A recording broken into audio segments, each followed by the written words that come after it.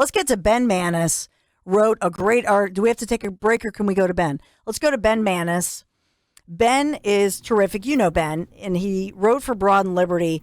So as we're talking every day about this search with U.S. Marshals, local law enforcement for this escapee, can't find him, teenager, 18-year-old, Ben is also looking into the underlying issues as far as this prison escape that has made international news in Philadelphia. Hey, Ben, what are you finding here? Hey, Dawn, how are you? Yeah, I'm glad you first prelude to that rant. That was a beautiful rant. And the fact is, whether we're looking at national issues like the Durham report, whether we're looking at this prison escape, it all comes down to one thing: a complete and total lack of oversight. Because what we're seeing is not just that two criminals escape jail, that happens from time to time, but a complete breakdown in city oversight led to that, to the fact that Blanche Carney, who is the commissioner for the city's prison department, has a 42% vacancy rate. It's almost half the prisons department is vacant right now. So no one was watching the camera to see that these guys escaped.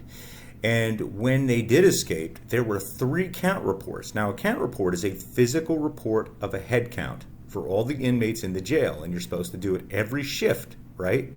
So 3 shifts went by where these people were counted. They forged the count. They were in the, quote unquote, in the facility when they were already in the wind, which made it that much harder to find the one that got caught. And the other one, the more violent one, the actual murderer who killed somebody on the prison ground the year before, well, he's still in the wind. And at large, the U.S. Marshals looking for him. So there are serious concerns when it comes to municipal oversight, to the point where our prison system is completely dysfunctional.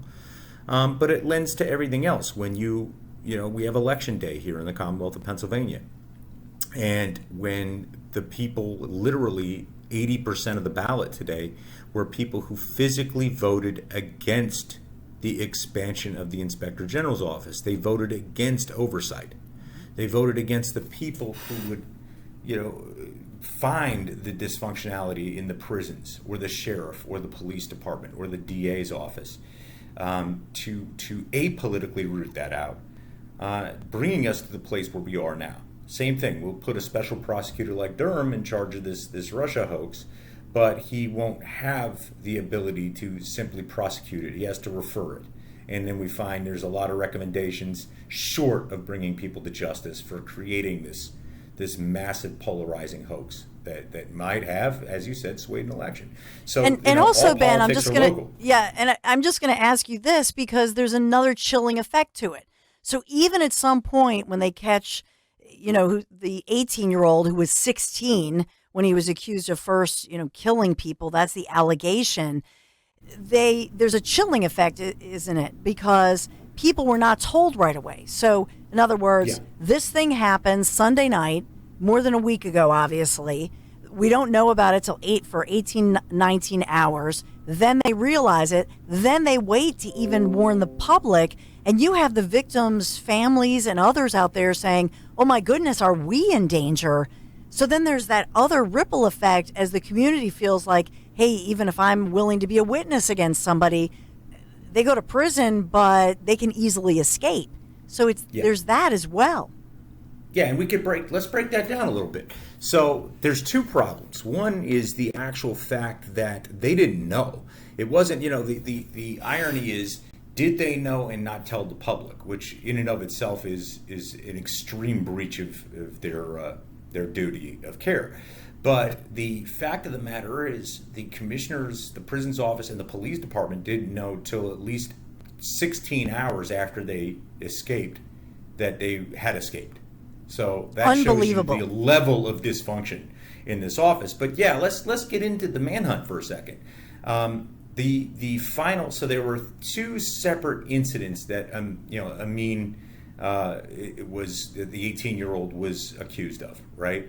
The first was a gang shooting. The second was the shooting on the prison's ground, which was a witness retaliation.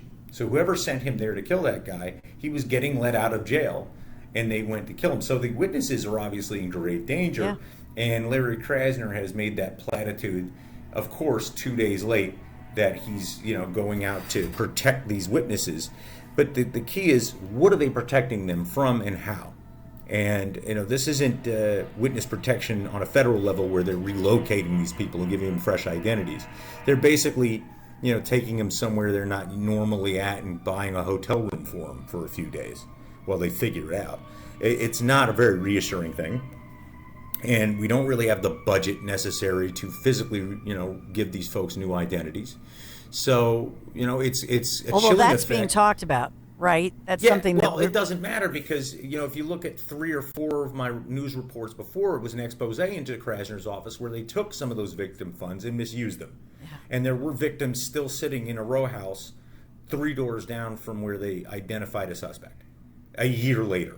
So, no, they're not doing what they're supposed to be doing, even with the money they had, which is why then Councilman, now mayoral candidate David O, made an extremely poignant speech about how this immediately needs to be held accountable.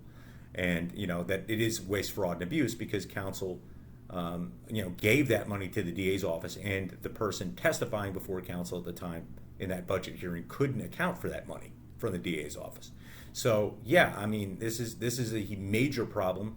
This is why people don't testify. And this is coming from someone who in Washington, D.C. worked, policing in a very bad neighborhood, right? It was a high crime neighborhood. People didn't speak. Why? Because they had to live in that community. Because they can't rely on the law enforcement and prosecutors' offices in rooting, out the threat to the point where it won't spiderweb from inside the jail with a call out to an affiliate on the street, thus killing someone in retaliation.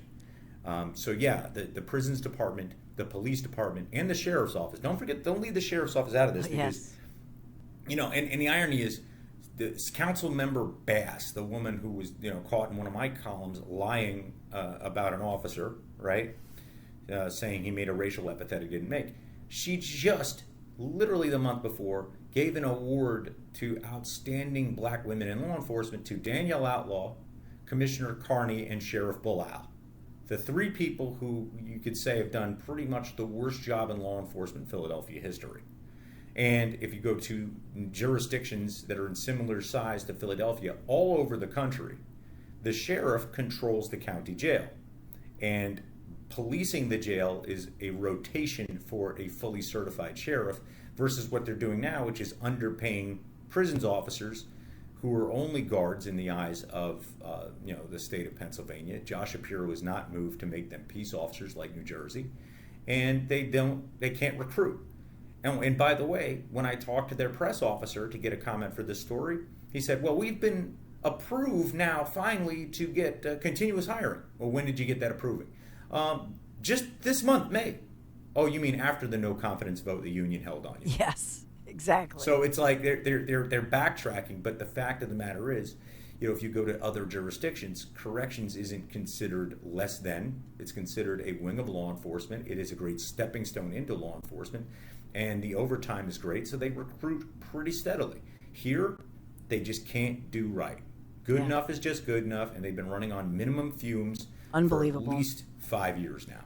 Yeah, and this 18-year-old, Amin Hurst, this guy, looking back even at his criminal record, it's quite a record, but he was just 16 when he was taken in, right, accused of those 4 murders and 32 charges.